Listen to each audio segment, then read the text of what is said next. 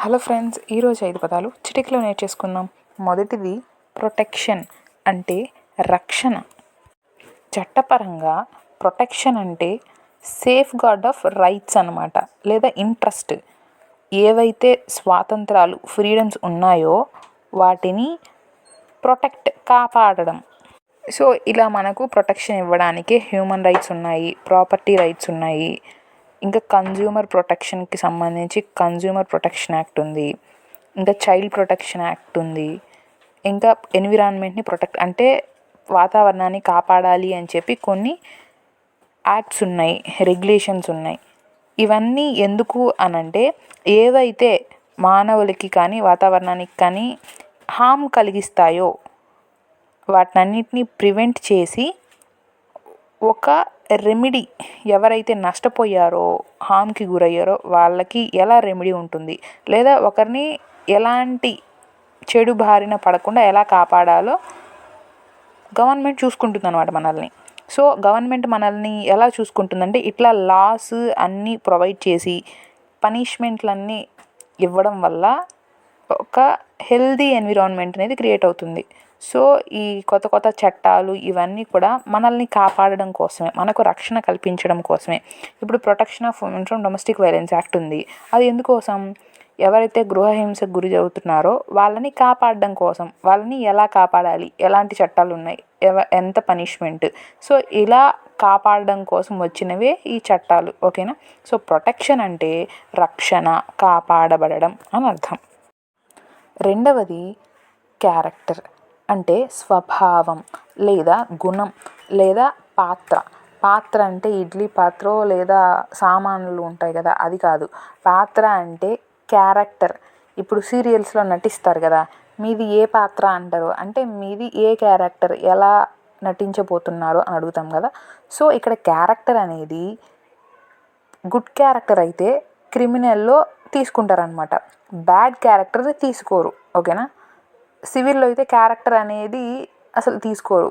క్రిమినల్లో మంచి క్యారెక్టర్ అయితే తీసుకుంటారు, చెడ్డ క్యారెక్టర్ అయితే తీసుకోరు. ఒకవేళ చెప్తున్నారనమాట, నేను మంచిదాన్ని లేదా నేను మంచివాడిని అని పదే పదే చెప్తున్నారనుకో, అప్పుడు మనం నువ్వు చెడ్డోడివి అని ప్రూవ్ చేయొచ్చు. అసలు ఏమీ లేకుండానే నువ్వు చెడ్డోడివి అని మనం చెప్పడానికి ఉండదన్నమాట. ఓకేనా? సో క్యారెక్టర్ అంటే స్వభావం లేదా వాళ్ళ యొక్క గుణం అన్నమాట. మూడవది ప్రొఫెషనల్ ఎథిక్స్ అంటే వృత్తి నైతికత. ఇప్పుడు ఏదైనా సరే ఒక జాబ్ కానీ ఏదైనా మనకు ఉందనుకోండి, కొన్ని మోరల్ ప్రిన్సిపల్స్, కొన్ని వాల్యూస్ అనేవి మనం పాటించాలి. అవునా కాదా?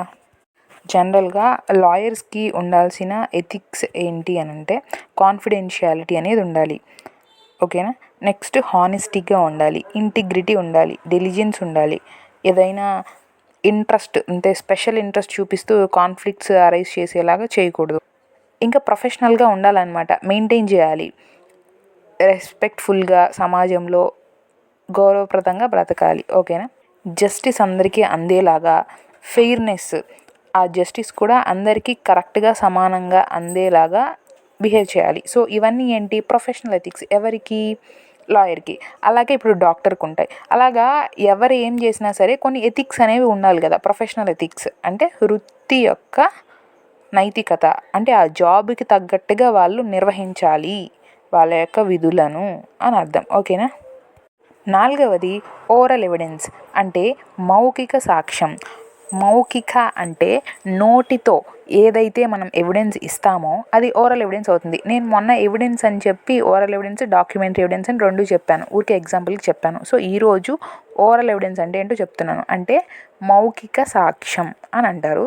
నోటితో ఏదైతే మనం కోర్టుకి వెళ్ళి సాక్ష్యం చెప్తామో దాన్ని ఓరల్ ఎవిడెన్స్ అని అంటారు. ఓకేనా? ఐదవది హియర్సే ఎవిడెన్స్ అంటే విన్న సాక్ష్యము. అంటే డైరెక్ట్గా మనం చూసామా, మనం తాకామా, లేదు, ఎవరో చూసిన వాళ్ళు చెప్తే మనం విని మనం వెళ్ళి చెప్పడం. ఇప్పుడు ఫర్ ఎగ్జాంపుల్ వీధిలో అలా జరిగింది, ఇలా జరిగింది అని చెప్పి మాట్లాడుకుంటూ ఉంటారు కదా. అంటే వాళ్ళు డైరెక్ట్గా చూసారంటే చూడరు, వాళ్ళు ఒకటింటారు ఇంకా 100 చెప్పుకుంటారు అనమాట. సో ఇట్లా ఇవన్నీ ఏమవుతాయంటే హియర్స్ ఎవిడెన్స్. మా మమ్మీ ఏం చేస్తుందంటే అట్లా ఇట్లా వాకింగ్ చేసినప్పుడు 2 మాటలు అటుంటది, 2 మాటలు ఇటుంటది, వచ్చి ఇంట్లో చెప్తుంది, మా డాడీ తిడతాడు, నీకెందుకు వీధిలో కథలు అని. ఓకేనా. సో హియర్సే ఎవిడెన్స్ అంటే విన్నవి వెళ్ళి చెప్పడం. ఓకేనా. ఇవి ఇవాల్టి 5 పదాలు. మీకు నచ్చినట్లయితే లైక్ కొట్టి షేర్ చేసి సబ్స్క్రైబ్ చేసుకోండి. ఇలా రోజు 5 పదాలు రావడం జరుగుతుంది. ఒక్కసారిగా అన్ని పదాలు నేర్చుకోవాలంటే కష్టంగా ఉంటుంది కదా. సో ఇలా సులువుగా 5 పదాలు గుర్తుంచుకోండి. అప్పుడు ఇంగ్లీషు ఇంప్రూవ్ అవుతుంది, తెలుగు ఇంప్రూవ్ అవుతుంది. మరో వీడియోతో మళ్ళీ కలుస్తాను. బాయ్.